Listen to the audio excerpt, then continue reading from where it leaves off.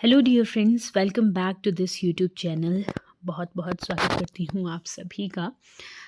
हम कर रहे हैं इस चैनल पे अभी बीएससी फर्स्ट ईयर का कोर्स एचपीयू के हिसाब से, और ये है बॉटनी का बायोडाइवर्सिटी वाला कोर्स, जिसमें हमने पहले 3 टॉपिक कर लिए हैं। तो अगर आप बीएससी के अभी एग्ज़ाम देने वाले हो आने वाले अप्रैल में, तो ये वीडियोस बहुत बहुत बेनिफिशियल है आपके लिए।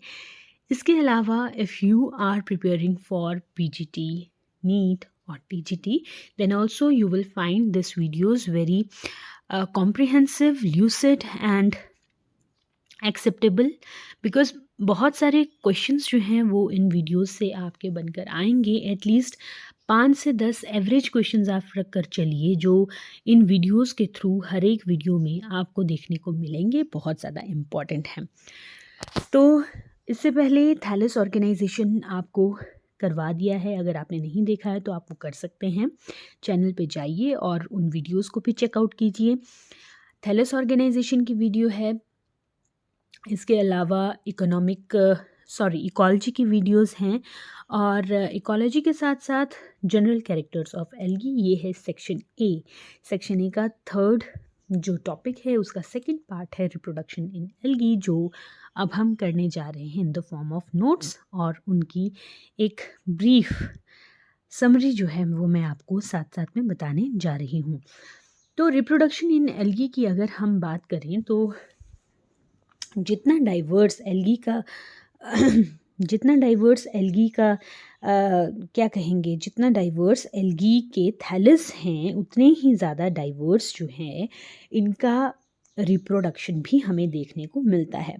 अब जैसे जो प्रिमिटिव एल्गी है वो सिर्फ वेजिटेटिव मेथड से रिप्रोड्यूस करेगी, लेकिन जो इसकी हायर फॉर्म्स हैं, जो एल्गी की हायर फॉर्म्स हैं, वो सेक्सुअल और एसेक्सुअल दोनों मोड में रिप्रोड्यूस करती हैं।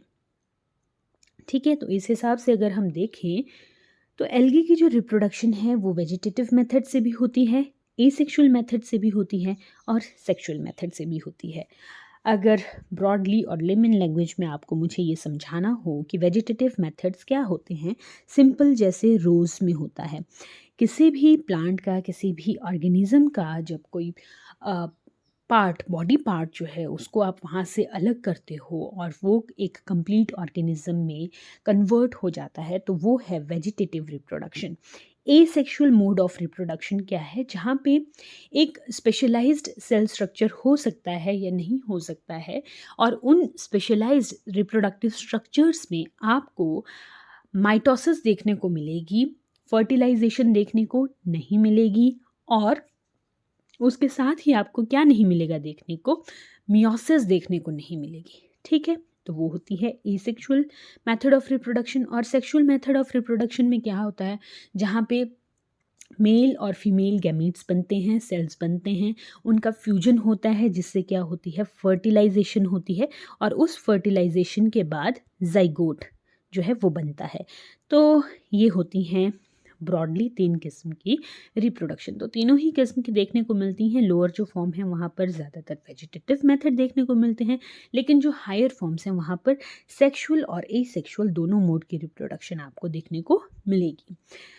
तो वेजिटेटिव रिप्रोडक्शन की अगर हम बात करें तो एल्गी में हमें ये कुछ 2-3 मेथड्स हैं, इनसे देखने को मिलती है। जैसे सबसे पहले फ्रेगमेंटेशन, फिर बडिंग, फिर हार्मोगोनिया और फिर प्रोपेग्यूल्स। तो चलिए इनको कर लेते हैं थोड़ा थोड़ा डिस्कस।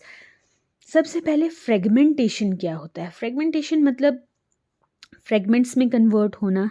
ठीक है, ये कोई थैलस है, ये पूरा का पूरा थैलस है, मान लीजिए ये यहाँ से कट हो गया और ये 2 फ्रेगमेंट्स में कन्वर्ट हो गया। अब ये वाला फ्रेगमेंट भी क्या करेगा, रिप्रोड्यूस करेगा, और ये वाला फ्रेगमेंट भी रिप्रोड्यूस का मतलब क्या है, पूरा का पूरा प्लांट जो है इसी फ्रेगमेंट से यहाँ पर बन जाएगा। तो ये वेजिटेटिव मेथड ऑफ रिप्रोडक्शन है। यहाँ पर ये डायग्राम दिया गया है स्पाइरोगायरा का। इसके अलावा और एग्जाम्पल हैं यहाँ पे नॉस्टॉक, यूलोथ्रिक्स, स्पाइरोगायरा और जिग्नीमा। जिग्नीमा की स्पेलिंग MA।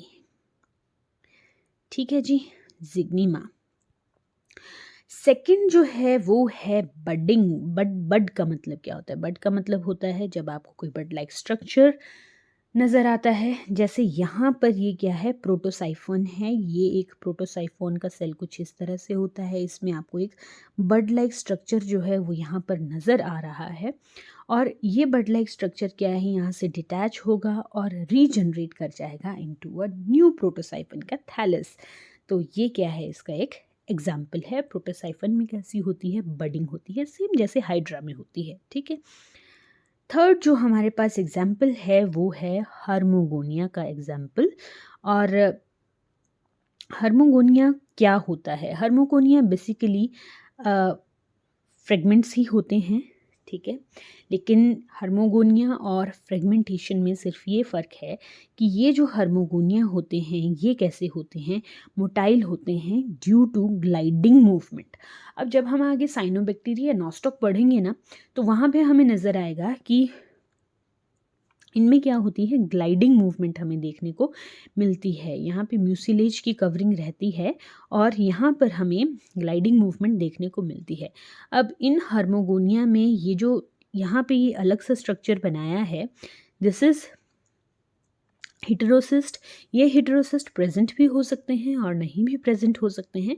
दोनों ही केस में जो डिटैच्ड फ्रेगमेंट हैं, ठीक है, किसी ऑर्गेनिज्म का कोई पार्ट है जो डिटैच हुआ है और वो रिप्रोड्यूस कर रहा है through cell division into a new thallus, तो वो क्या है, हार्मोगोनिया है। बेसिकली ये साइनोबैक्टीरिया में हमें देखने को मिलता है। उसके बाद देख लेते हैं जी प्रोपेग्यूल्स। अब प्रोपेग्यूल्स क्या हैं, आप कहोगे जी बड भी तो एक प्रोपेग्यूल होता है, इसको अलग क्यों लिखा है। Yes, it is a propagule. Propagule और बड में फ़र्क सिर्फ इतना है कि प्रोपेग्यूल का एक पार्ट जो है वो बड भी होता है। प्रोपेग्यूल का एक पार्ट बड भी होता है। ठीक है। जैसे बड है, लीव्स है, स्टेम है, ठीक है, रहिजोम है, ये प्रोपेग्यूल्स के पार्ट होते हैं। Propagule is a part of plant जो उस प्लांट से डिटैच होकर एक न्यू प्लांट में कन्वर्ट हो जाता है। ठीक है। तो यहाँ पर जो स्ट्रक्चर है प्रोपेग्यूल का, वो बड लाइक भी हो सकता है, वो लीफ लाइक हो सकता है वो पूरा का पूरा प्लांट की तरह ही आपको देखने को मिले। लेकिन ये क्या है, यहाँ पे ये प्रोपेग्यूल यहाँ से डिटैच होगा और फिर एक नए थैलस में कन्वर्ट हो जाएगा। स्पेसिलेरिया इसका एक एग्जाम्पल आप याद रखोगे। ठीक है, एमसीक्यूज में कई बार पूछ लेते हैं। तो ये तो हमने वेजिटेटिव रिप्रोडक्शन की बात की। अब कर लेते हैं एसेक्सुअल रिप्रोडक्शन की बात। एल्गी में एसेक्सुअल रिप्रोडक्शन कैसे होती है, पहले ही बता दिया कि स्पेशलाइज्ड रिप्रोडक्टिव बॉडीज़ होती हैं, लेकिन वहाँ पर क्या नहीं होता, without sexual fusion and meiosis. Sexual fusion भी नहीं होता है और वहाँ पर मियोसिस भी नहीं होती है। लेकिन जब यहाँ पे रिप्रोडक्शन हो गई तो उसके बाद क्या बनते हैं, यहाँ पे स्पोर्स बनते हैं। ठीक है, माइटोसिस हो रही है सिंपल, और वहाँ पर क्या हमें देखने को मिल रहे हैं, स्पोर्स देखने को मिलते हैं। एसेक्सुअल रिप्रोडक्शन का प्रोडक्ट है स्पोर्स। अब ये जो स्पोर्स हैं, जो हम रिप्रोडक्टिव बॉडीज़ कह रहे हैं, वो या तो सिंपल वेजिटेटिव सेल्स हो सकते हैं। ठीक है, जैसे क्लेमाइडोमोनास और यूलोथ्रिक्स में हमें देखने को मिलेगा कि स्पोर्स जो हैं वो किसी भी वेजिटेटिव सेल में हमें देखने को मिल जाते हैं। ठीक है, या तो फिर क्या होगा, स्पेशलाइज्ड स्ट्रक्चर होगा और उस स्पेशलाइज्ड स्ट्रक्चर को हम क्या कहते हैं, स्पोरेंजिया।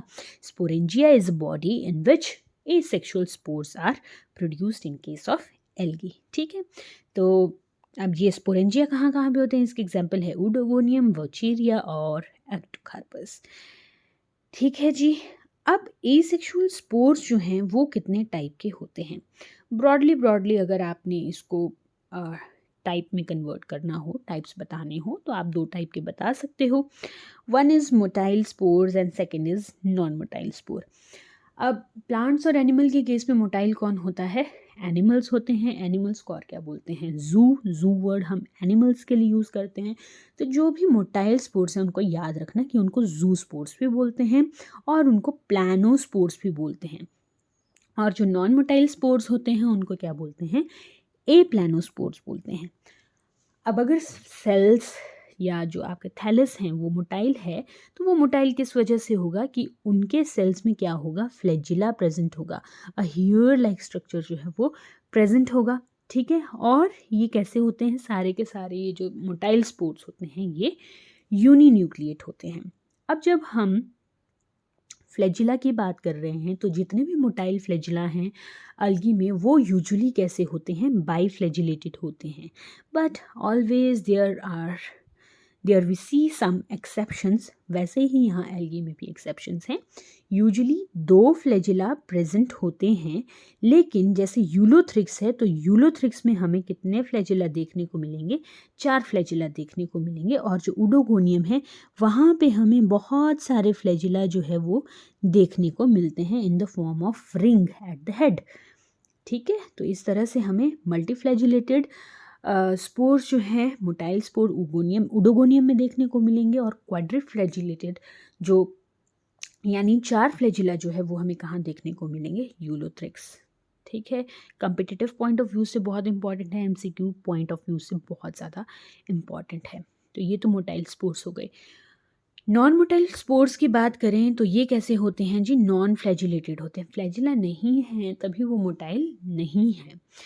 तो इसमें बहुत सारे एग्जाम्पल हैं, जैसे ऑटोस्पोर्स हैं, हाइप्नोस्पोर्स हैं, एंडोस्पोर्स हैं, मोनोस्पोर, नैनोस्पोर, रेकाइनिड्स, एक्सोस्पोर, डॉटर कॉलोनीज, कॉन्ग्रोसिरा स्टेज, पाल्मेला स्टेज, टेट्रास्पोर्स, एरिमेट द कार्पोस्पोर्स भी इसमें एक एग्जाम्पल आता है। तो एक एक करके इन सब को हम कर लेंगे डिस्कस।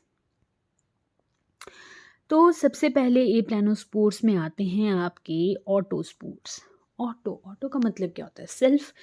ठीक है, सेल्फ मतलब जिनकी मॉर्फोलॉजी, ऐसा सोचो जिनकी मॉर्फोलॉजी कैसी है, सेम टू सेम पेरेंट्स की तरह है, जैसे क्लोरेला, स्कैंडेस्मस एंड क्लोरोकोकस। ये जो स्कैंडेस्मस है यहाँ पे एग्जाम्पल दिया गया है 4 सेल्ड। ठीक है, 4 सेल्ड कॉलोनी है, कॉलोनी लाइक स्ट्रक्चर आप इसको बोल सकते हो। अब इसके अंदर जो स्पोर बन रहे हैं इनको भी देखो आप, एक सारे कैसे हैं, 4 सेल्स इनमें प्रेजेंट हैं। ठीक है, सेकंड है हाइप्नोस्पोर्स। हाइप्नोस्पोर्स, थिक वॉल्ड स्पोर्स। ठीक है, ये स्पोर्स कैसे होते हैं, थिक वॉल्ड होते हैं, रेस्टिंग स्पोर होते हैं।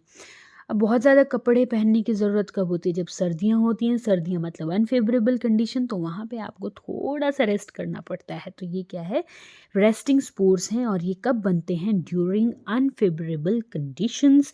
एग्जाम्पल है क्लेमाइडोमोनास निवालिस, प्रोटोसाइफोन जिसका डायग्राम यहाँ दिया गया है, और वॉचेरिया। इन तीनों में क्या बनते हैं, hypnospores which is thick walled resting spores. उसके बाद है जी एंडोस्पोर।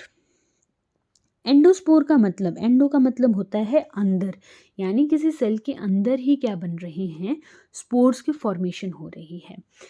अब ये स्पोर्स कैसे होते हैं, विद इन वेजिटेटिव सेल में बनेंगे, अपनी ही सेल वॉल सिक्रीट करते हैं ये एंडोस्पोर्स, और ये क्या है, विदाउट रेस्टिंग, मतलब ये अनफेवरेबल कंडीशन में नहीं, फेवरेबल कंडीशन में बनते हैं, क्या है ये, एंडोस्पोर्स। और ये कहाँ देखने को मिलते हैं, आपको ब्लू ग्रीन एल्गी में देखने को मिलते हैं। एग्जाम्पल है डर्मोकार्पस, डर्मोकार्पा, DERMOCARPA,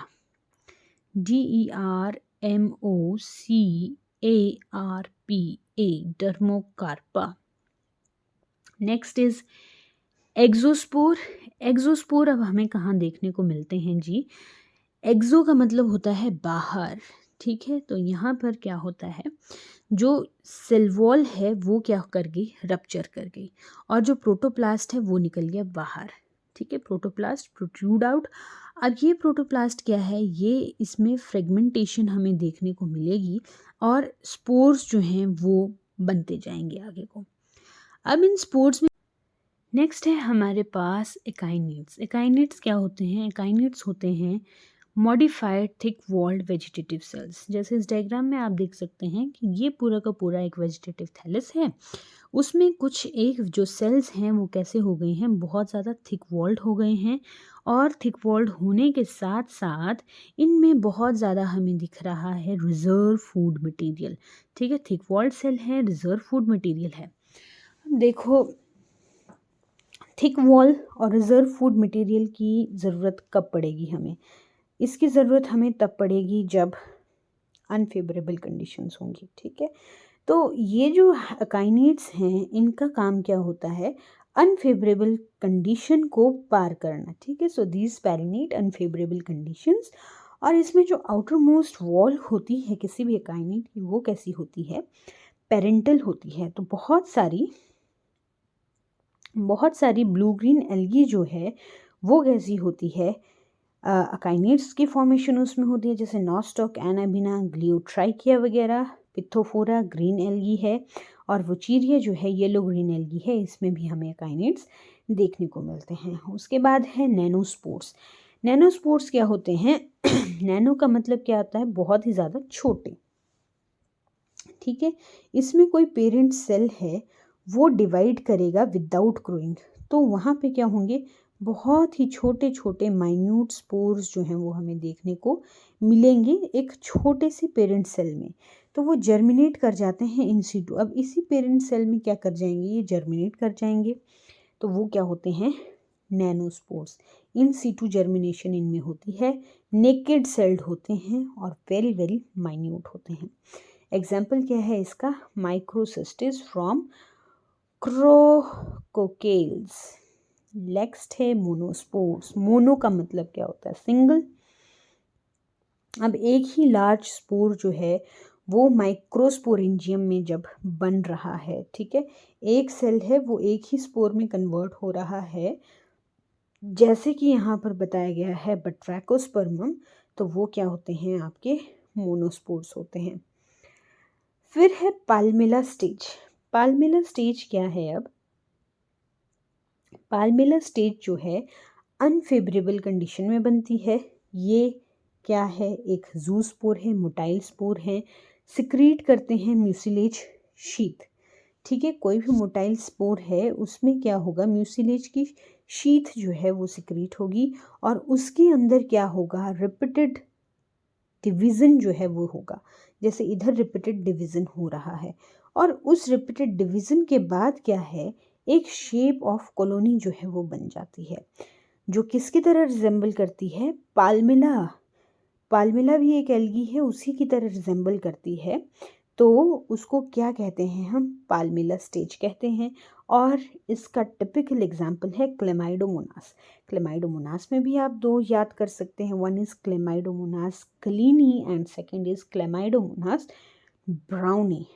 अगर यहाँ पे आप ये क्वेश्चन कर सकते हो कि आपने यहाँ पे सी को डॉट क्यों लगाया है, ठीक है, ये सेम जीनस है, इसी सेम जीनस की आगे स्पीशीज़ में यहाँ पर एक ही पेज पे डिफाइन कर रही हूँ, तो I need not to write the whole genus name, I will write the first initial of that genus and then give a dot, underline करूँगी और आगे उसकी स्पीशीज़ का नाम दे देती हूँ। एक ही पेज पे अगर लिखना हो, अलग अलग पेजेस आ रहे हैं तो फिर आपको हर पेज पे उस जीनस का नाम लिखना पड़ेगा, ठीक है। उसके बाद है डॉटर कॉलोनीज।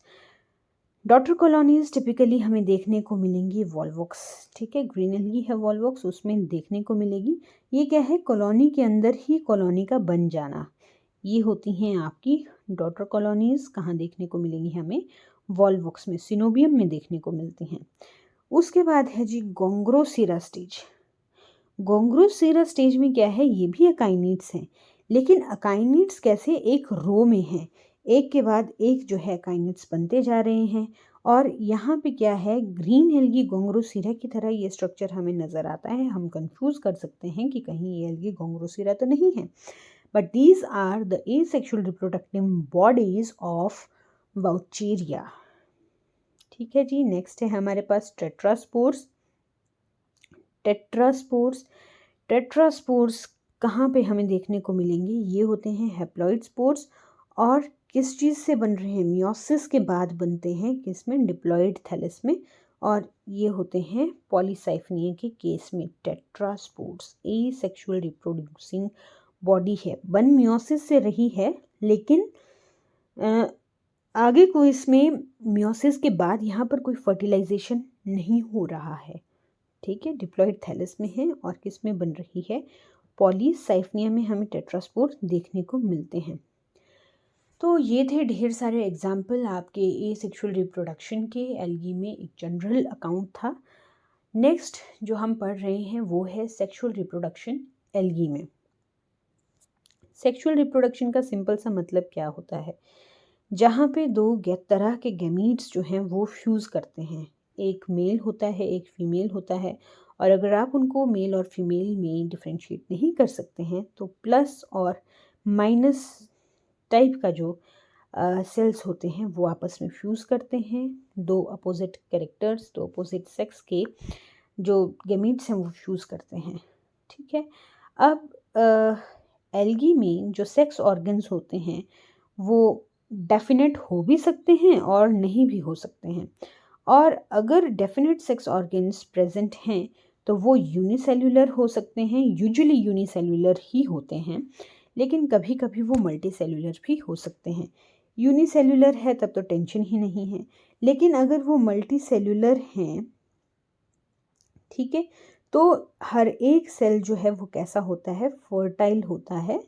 हर सेल फर्टाइल होता है। उसमें स्टीराइल सेल्स की जैकेट जो है वो हमें देखने को नहीं मिलती है, वो क्या होती है, एब्सेंट होती है। तो this is a peculiar general characteristic of algae कि उनमें स्टीराइल जैकेट सेल्स एब्सेंट होते हैं। अब सेक्सुअल रिप्रोडक्शन के भी 3 टाइप्स हैं जो हमें देखने को मिलते हैं। तो एल्गी में हमें क्या क्या देखने को मिलेगा, तो बेसिक्स क्या रहेंगे टाइपिफिकेशन के सेक्सुअल रिप्रोडक्शन में एल्गी के, तो वो हैं, एक है मॉर्फोलॉजी ऑफ गेमीट्स, मॉर्फोलॉजी कैसी है गेमीट्स की, और फ्यूजन का मोड क्या है। ठीक है जी। इस बेस पे जो सेक्सुअल रिप्रोडक्शन है एल्गी में वो 3 टाइप की है। One is isogamy, second is anisogamy and third is oogamy. ठीक है जी, इसको पढ़ लेते हैं। आइसोगैमी क्या होती है, आइसो का मतलब क्या होता है, सेम। ठीक है, जहाँ पे मॉर्फोलॉजी और एक्टिविटी दोनों गैमीट की, दोनों फ्यूजिंग जो गैमीट होंगे वो कैसी होती है, सेम, सिमिलर होती है। तो ऐसे गैमीट्स को क्या कह देते हैं, आइसोगैमीट्स कह देते हैं। अब ये जो आइसोगैमीट्स हैं ये फ्लैजिलेटेड भी हो सकते हैं और नॉन फ्लैजिलेटेड भी हो सकते हैं। एग्जाम्पल आपको दिए हैं। फ्लैजिलेटेड आइसोगैमीट्स हैं जैसे क्लेमाइडोमोनास के हैं, यहाँ पे डायग्राम भी दिया है, यूलोथ्रिक्स के हैं, और क्लेमाइडोमोनास डीबेरियनम है, ठीक है, और यूलोथ्रिक्स है। और नॉन मोटाइल होते हैं जैसे स्पाइरोगाइरा में। अब यूजली जो आइसोगैमीट्स होते हैं वो कैसे होते हैं, मोनोशियस होते हैं।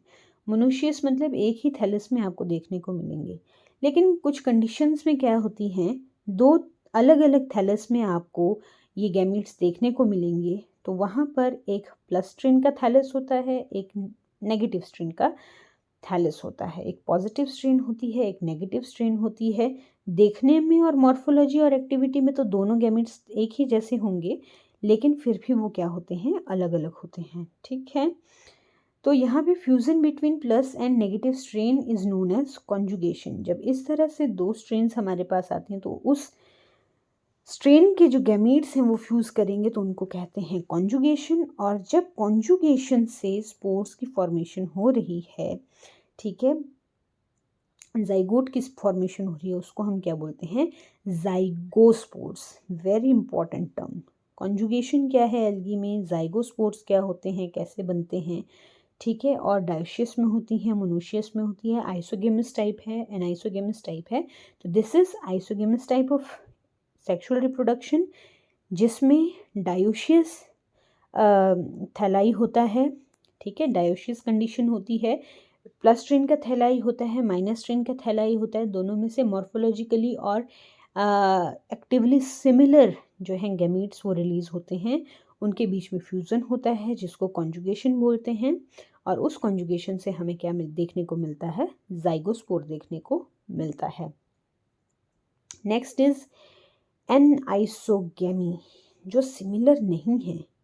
ठीक है, कुछ तो सिमिलर नहीं है, फ्यूजन ऑफ डिसिमिलर गैमीट्स। और ये क्या होता है, हेटेरोथैलिक, अलग अलग थैलिक, ठीक है, अलग अलग थैलस जो हैं वो प्रेजेंट होते हैं, हेटेरोथैलिक कंडीशन होती है।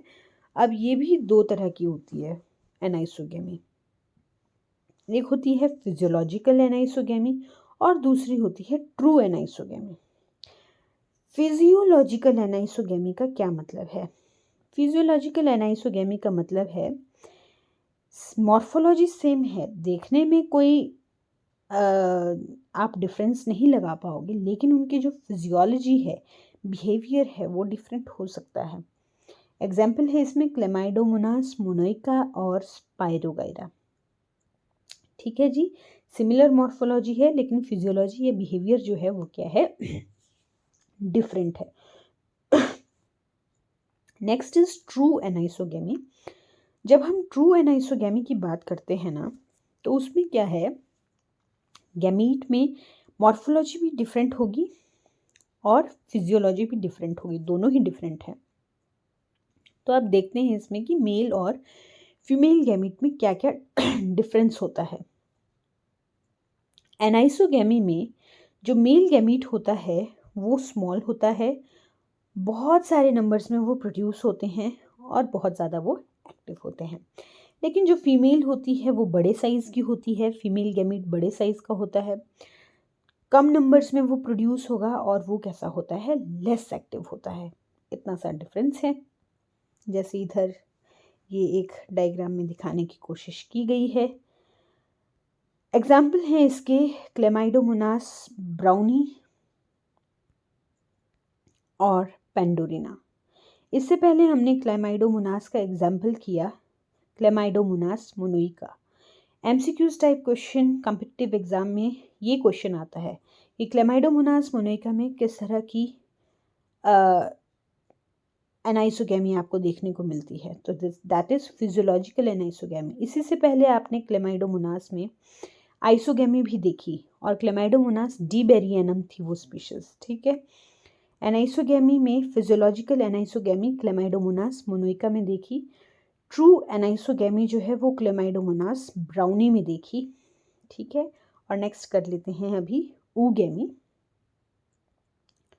ऊगेमी में क्या है, fusion between two morphologically and physiologically dissimilar gametes. Morphology भी और फिजियोलॉजिकली भी दोनों क्या होते हैं, डिसिमिलर होते हैं। अब आप बोलोगे कि एनाइसोगेमी और ऊगेमी में तब डिफरेंस ही क्या रहा। ठीक है, तो डिफरेंस देखते हैं। यहाँ पर गैमीट्स की जो फॉर्मेशन है वो कहाँ हो रही है, उसमें डिफरेंस आता है। ऊगेमी में जो मेल गैमीट होते हैं वो स्मॉलर साइज़ के होते हैं, बहुत ज़्यादा लार्ज क्वांटिटी में प्रोड्यूस होते हैं, लेकिन कहाँ पे प्रोड्यूस होते हैं, वो प्रोड्यूस होते हैं मेल गैमीटेंजियम में, जिसको आप कहते हो एंथ्रीडियम। ठीक है, यहाँ पर एंथ्रीडियम की प्रेजेंस है, ऊगेमी में एंथ्रीडियम की प्रेजेंस होती है, जहाँ पर बहुत सारे अमाउंट में स्मॉल साइज़ के मेल गैमीट्स प्रोड्यूस होते हैं, बहुत ज़्यादा एक्टिव वो होते हैं। जबकि हम फीमेल गैमीट की बात अगर करें तो फीमेल गैमीट्स कैसे होते हैं, नंबर नहीं, साइज़ बहुत बड़ा होता है, लेकिन यूजुअली कैसा, सिंगल गैमीट यहाँ पर हमें देखने को मिलेगा, जो कहाँ पे बनता है, स्पेशलाइज्ड स्ट्रक्चर में, जिसको फीमेल गैमीटेंजियम या ऊगोनियम भी कहते हैं। तो antheridium and oogonium are the structure associated with oogamy type of sexual reproduction in algae. ठीक है, तो यहाँ पर जो गैमीट बन रहा है उसको ओवम कहते हैं और इसके पास लेस एक्टिविटी नहीं, पैसिव एक्टिविटी होती है। ये बहुत ज़्यादा कैसा होता है, पैसिव एक्टिविटी वाला होता है, कोई चलना फिरना नहीं है इसका, एक जगह पड़ा रहता है और उस जगह को बोलते हैं ऊगोनियम, जैसे कि यहाँ पर आपको दिखाया गया है। ठीक है, तो ये है ऊगेमी। अब देखो, आप कहोगे फिर से क्लेमाइडोमोनास आ गया, तो अब क्या कर सकते हैं, यहाँ पे स्पीशीज है क्लेमाइडोमोनास कोकीफेरा। तो क्लेमाइडोमोनास की कौन सी स्पीशीज में आइसोगेमी, एनाइसोगेमी, ट्रू एनाइसोगेमी, ठीक है, ये होती है, ऊगेमी होती है, ये सब आपको पता होना चाहिए। एमसीक्यूज में यहाँ से क्वेश्चन ज़रूर बन जाता है। और पॉचेरिया में भी हमें ऊगेमी देखने को मिलती है, वॉलवॉक्स में भी देखने को मिलती है, उडोगोनियम में भी देखने को मिलती है, और भी बहुत सारे इसके एग्जाम्पल्स हैं। तो आई होप ये टॉपिक जो है ये आपको क्लियर हुआ होगा। बहुत लेंथी टॉपिक भी नहीं है। अगर आप इसको अच्छे से एग्ज़ाम में एक्सप्लेन कर पाएँ तो you will grab some good marks. इन तीनों को ही आप बताएं। आप फ्लो चार्ट का यूज़ कर सकते हैं, एग्जाम्पल भर भर के दीजिए, ठीक है, और हर एक टर्म को थोड़ा थोड़ा एक्सप्लेन करने की कोशिश कीजिए एग्जाम्पल के साथ। And best of luck for your exams. और जो तैयारी कर रहे हैं उनको भी good luck. Thank you very much.